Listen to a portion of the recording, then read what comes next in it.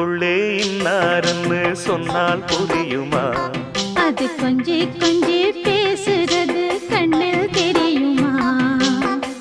உலகே அழிஞ்சாலும் உன் உருவம் அழியாதே, உயிரே பிரிஞ்சாலும் உறவேதும் பிரியாதே.